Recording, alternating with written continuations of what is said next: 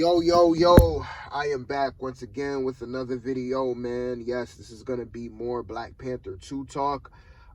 This video is mainly going to be about just how they could have made this film better. You know, what other approaches they could have taken with this film.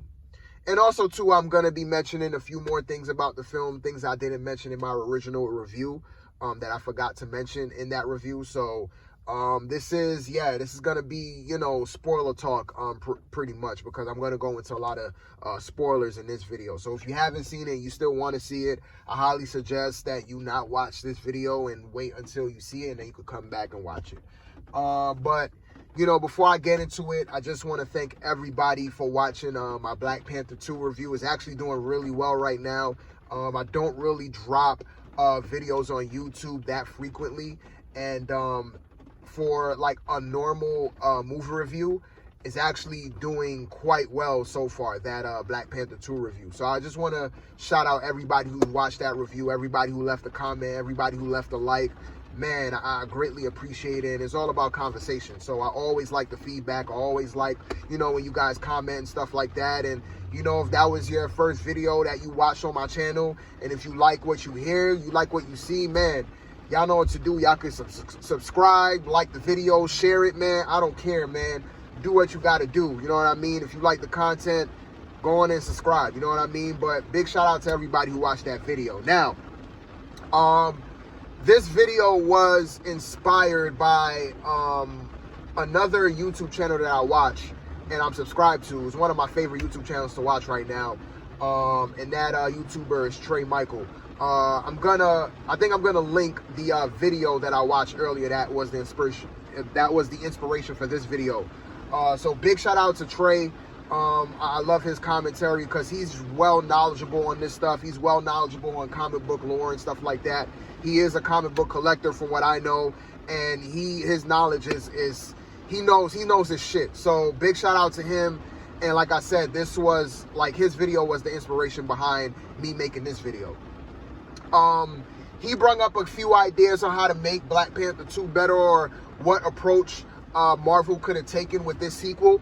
And it was very interesting. And one of the things that he did mention was the whole secret invasion thing. Now, I'm not a comic book reader. I do like comic books. I do like the comic book heroes and the villains and stuff like that, but I never got into comic books. I never got into, reading comic books. So my knowledge on comic books is very lacking. I know bits and pieces from certain storylines here and there, but I'm not an expert on any of this stuff. So when I hear, somebody who is an expert on this stuff, it's always intriguing to me, because I learn a little bit more. So when he brought up the whole secret invasion storyline, I think that would have worked, man. It was it could have been a real good idea to run with that.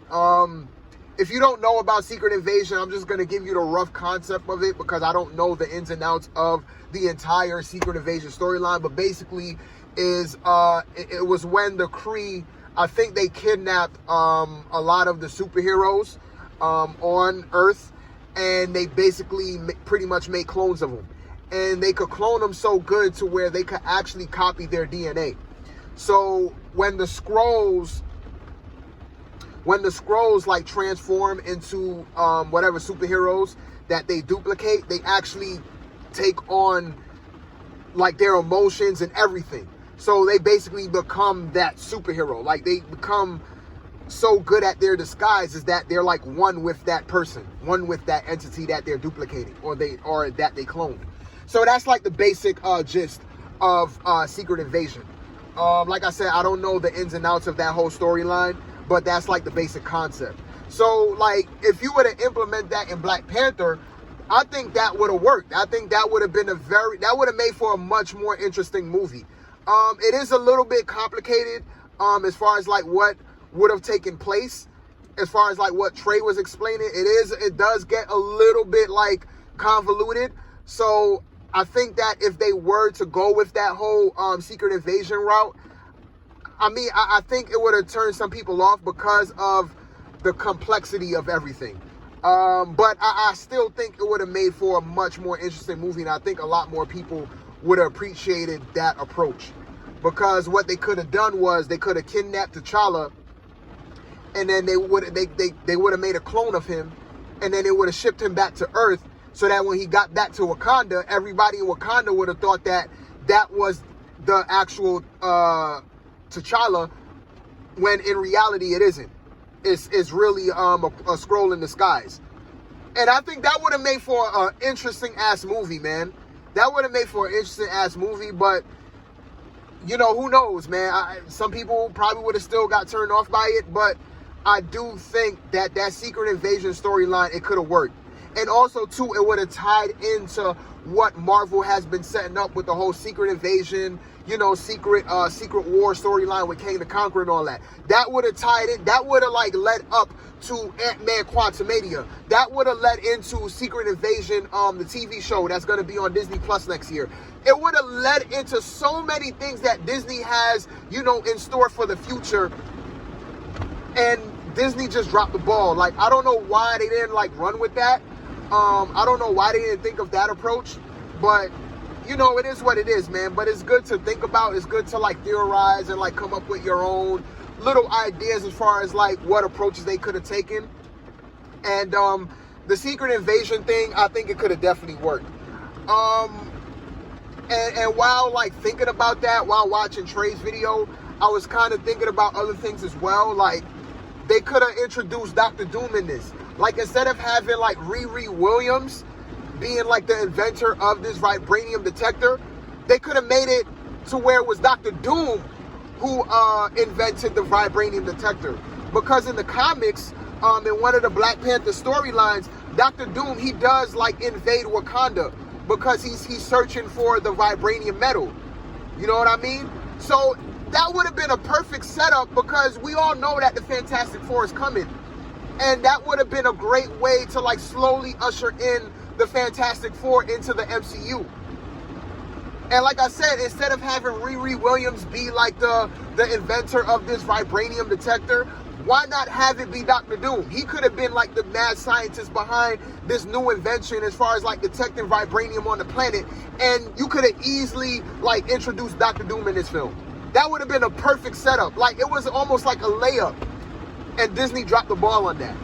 So that's another great idea that Disney could have ran with, that I don't know why, you know, they didn't go with. But, you know, it is what it is, man. It's Disney, it's Kevin Feige. I don't know what they're thinking right now. But, man, it's like, we all know the Fantastic Four is coming, but the way how they're doing things right now, it's just like, they're just moving at a slow pace as far as, like, introducing, you know, the Fantastic Four and the X-Men and all that. Now, we all know that Professor X and Mr. Fantastic showed up in Doctor Strange 2, but their introduction was severely weak, and it was really cheap. And they didn't get the proper introduction that those characters deserve. So it's just baffling to me how Marvel has been dropping the ball with these characters, introducing characters. You know what I mean? So yeah, man, I think the Dr. Doom thing could have been a great idea. Now, also, too, what they could have done was, okay, you could have kept Riri Williams as the inventor of this vibranium detector. But remember, in Black Panther 2, if you saw it, it was hundreds of scientists, you know what I mean, behind, you know, finding vibranium on the planet. So why not have one of those scientists be Victor Von Doom? Why not have the government, like, working with Dr. Doom, you know, in secret? That could have been another great idea, because Dr. Doom, he wouldn't have taken away from the movie much. If you wanted to mainly focus on the Wakandans and, like, Shuri and the Queen and all of that, yeah, Dr. Doom is a big character, so you don't want him to be a distraction. But still, he could have showed up at the end, like an end credit scene. He could have been an Easter egg. He could have been like a slight cameo. He could have been like a slight name drop. Like, they could have had, like, a stinger at the end of the movie to say, hey, you know, we got intel on one of the other scientists who created the vibranium detector. And then they could have name dropped Victor Von Doom. And it's like, oh shit, okay, Victor Von Doom is coming. Like, it was a perfect setup. But, you know, Disney dropped the ball. Couple of other things, I did mention this in my review, but I really do think that they should have showed Black Panther fighting for one last time in, like, a last mission. Whatever that mission is, you could pick whatever mission the Black Panther could be in, but basically just show him fighting for his fighting for Wakanda for one last time, and have him be killed off, and give him a proper funeral, give him his proper, grievance. You know what I mean? Instead of what we got. What we got was a rush job. What we got was pure laziness, because it was so offhanded. It was pretty much disrespectful to Chadwick, what he brought to the role. So I don't know why they didn't go with that whole route. I don't know why they didn't go with, okay, we're going to have Black Panther suit up one last time, have him, do a mission in some country or even somewhere out of space, and, he gets killed off, and then give him his proper funeral. And have other superheroes show up to his funeral. Because I didn't even think about this until I watched Trey's video earlier, but it didn't make no sense for no other superheroes to show up in his funeral scene.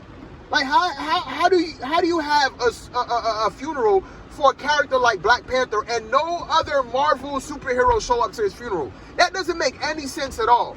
Like, you mean to tell me Doctor Strange couldn't show up to his funeral? The Hulk couldn't show up to his funeral? Sam Wilson, Bucky couldn't show up to his funeral? You mean to tell me none of those characters could have showed up to his funeral? Like, it's insane. It's like mind-boggling to me, like how they dropped the ball with this film, and any one of those ideas could have worked, man. Any one of the ideas could have made this film a lot better. You know what I mean? Damn, I think I pretty much said what I had to say, because this video was mainly about how they could have made the film better, just throwing around certain ideas. I know other people have their own ideas, and I think any one of those ideas could have worked instead of what we got. Now, I did watch another video from E-Man's Reviews. I don't know if anybody knows him, but he is a movie reviewer also, and he actually interviewed one of the, I guess he's one of the writers of Black Panther 2. I know he works for Marvel, but basically he interviewed him, and he basically asked him, yo, why you guys didn't really, recast T'Challa, or why you guys didn't think of, recasting T'Challa. And he basically, said that, while they acknowledge everybody's concerns about recasting T'Challa, and, they pretty much heard a lot of fans' outcries in, recasting the role and whatnot, they just felt like recasting T'Challa wasn't a good idea because they just couldn't see another Black Panther besides Chadwick. And I could understand where they're coming from, because you got to look at the timing of everything.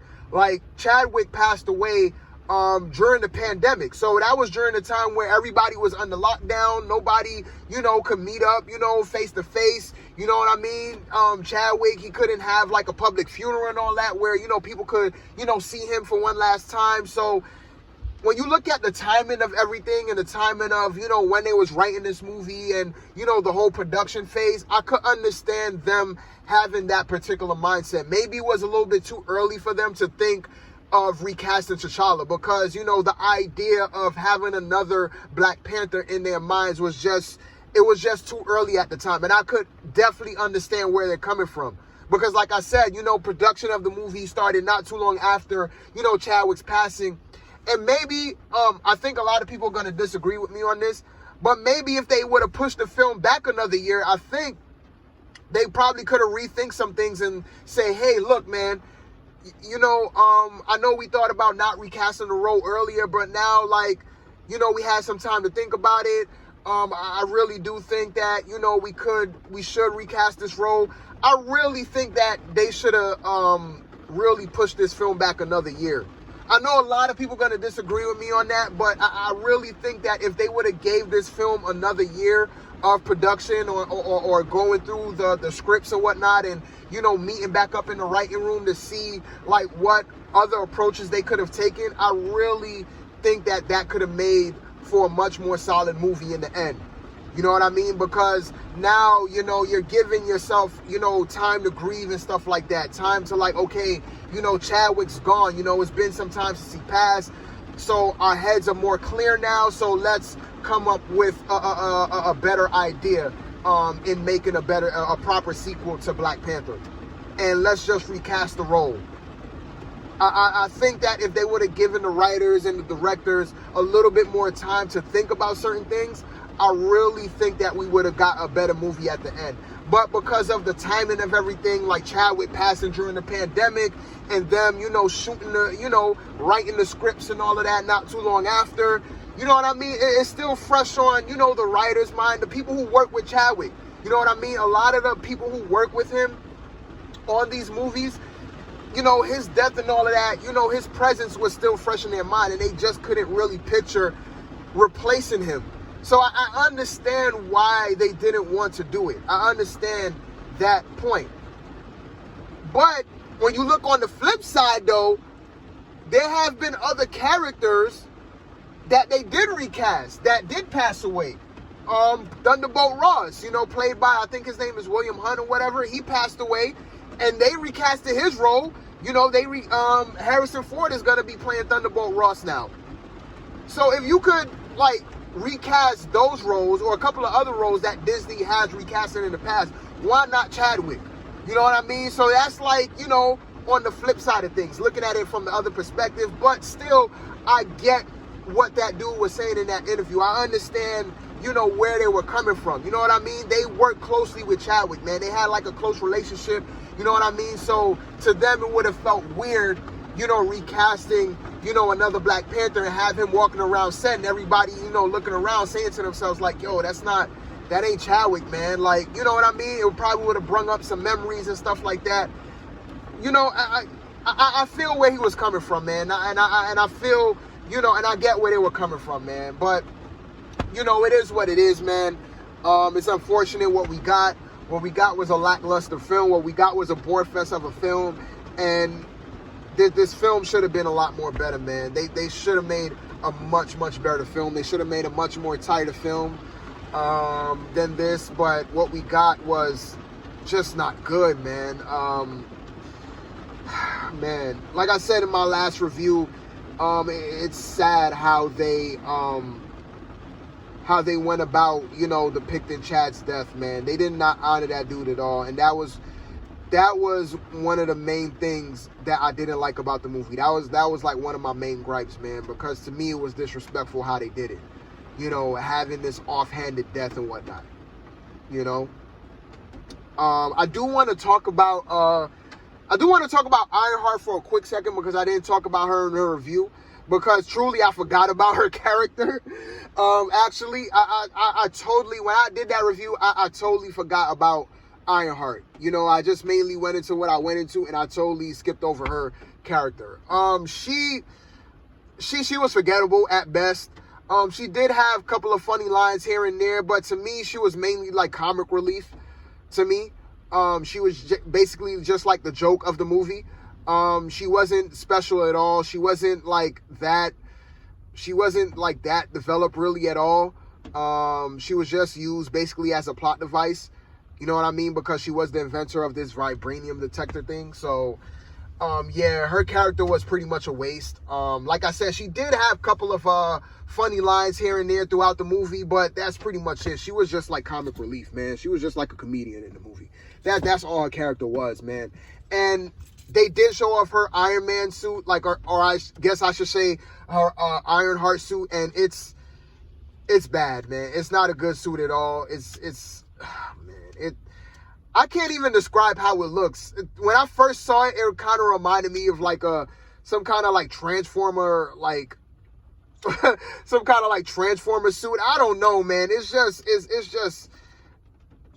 just so badly done. And big shout out to Sly, because he pointed this out, and I didn't even see this. I didn't even notice this when I was watching the film, but actually the damn Ironheart suit actually has cornrows. That's a whole nother topic for a whole nother day. But my God. Yeah, so her suit wasn't great at all. It was very lacking, to say the least. So yeah, Ironheart was a complete waste. I don't even like the Riri Williams character at all. I don't like the concept of having a black Iron Man. Like I said, that's a whole nother discussion, but that was one of the things that I wasn't looking forward to in this film, because I didn't care for the Riri Williams character like that at all. So naturally, I wasn't really looking forward to that character anyway, but what we got even made it worse. You know what I mean? Because she was pretty much a waste.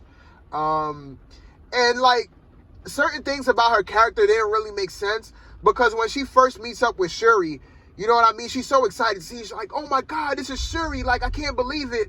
And then, like, in the very next breath, she's always constantly talking about, oh, I want to go home. You know, when they take her to Wakanda, she's like, oh, can I call my mom? I want to go home. Like, to me, that didn't make no sense, because in the beginning, you was all, like, starstruck when you saw Shuri. You was like, oh my God, like, is this real? Like, I can't believe you're here. Like, you're all like, starstruck. And you're supposed to be, like, this super, like, brilliant prodigy scientist, you know, studying at MIT, and you would think that somebody like that would be fascinated in going to Wakanda to see their technology and how things work and stuff like that. You would think that, like, she would be, like, super ecstatic and super excited to go to Wakanda to see, you know, how they operate things and stuff like that. But she's constantly talking about, oh, I want to go home. Oh, can I call my mom? Like, that don't make no sense at all. Like, you were starstruck and seeing Shuri in the beginning, and then all of a sudden in the next breath you're talking about, oh, I want to go home. I want to go home to my parents and whatnot. And, you know, is my parents, am I going to get in trouble? Like, that didn't make no sense at all. Absolutely whatsoever. And another thing that didn't make sense to me was, like, the tribe, the Namor tribe. I think they're called the Talcon, whatever their name is, man. When they get out the water, they're like blue. They look like cheap avatars. Like, they look like the avatars in the Avatar movie, but just like cheap knockoff versions of that. And then when they go inside the water, they're like, a lot of them is like regular pale skin. So I'm assuming, but then sometimes, like, they're blue underwater too. So I didn't get that whole thing. Maybe I missed certain things with the plot, but I was confused about that, because I'm like, okay, why when they get out the water, they're blue, but then when they get in the water, they're like regular skin people, like they're regular brown skin folks. And then some of them are actually blue, like they're still blue even underwater, and then some of them are not. But then when they go out of water, they turn blue. Like, I didn't get that whole thing. Like, that confused the hell out of me. So maybe, like I said, maybe that's a fault on my end. Like, maybe I missed something in the plot of itself. But yeah, that whole thing didn't really make much sense to me at all. And yeah. So overall, like I said in my review, man, Black Panther was a complete mess. It was a complete disaster. There were a lot of other approaches that they could have taken, and it would have made for a much more better film. But what we got in the end was pretty much bullshit. You know what I mean? Just straight up nonsense and bullshit. So I think that's going to be it for my Black Panther 2 extended talk. And yeah, big shout out to everybody who watched my review once again, man. If y'all watch this video, however long y'all watch it, man, big shout out to everybody. If y'all want to subscribe, man, subscribe, like, comment, share, do all the good YouTube stuff, man. I appreciate y'all. And until my next review, man, I'm out.